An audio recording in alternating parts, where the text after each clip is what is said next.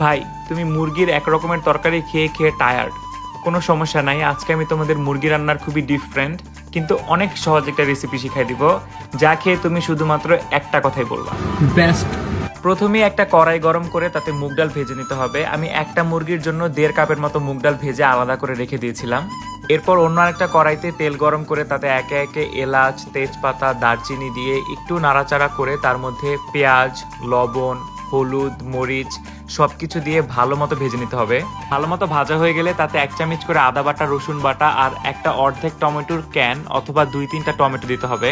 টমেটোগুলি বাকি সব মশলার সাথে মিক্স হয়ে গেলে তাতে 1 চামচ জিরার গুঁড়া দিয়ে কোনো রকম পানি ছাড়া পুরো মশলাটাকে 7 থেকে 8 মিনিটের মতো কষাতে হবে। মশলাটা ভালো মতো কষানো হওয়ার পর তার মধ্যে ভেজে রাখা মুগ ডাল আর মুরগি একসাথে দিয়ে সুন্দরভাবে মিক্স করে নিতে হবে। সম্পূর্ণটা মিক্স হয়ে গেলে ঢেকে দিয়ে 10 মিনিটের মতো রান্না করতে হবে। 10 মিনিট পর ঢাকনা উঠিয়ে তাতে 1 গ্লাস গরম পানি দিয়ে কিছুক্ষণ নাড়াচাড়া করে আবার ঢাকনা দিয়ে 20 মিনিটের মতো রান্না করলেই রেডি মুগ ডাল আর মুরগির ভুনা। জানি না বুঝি না কিছু তো মানি না, মন জানে হায় তোমাকে, তোমাকে ছাড়া হায় বেঁচে থাকা যে যায়, ফিরিয়ে দিও Best. আমাকে।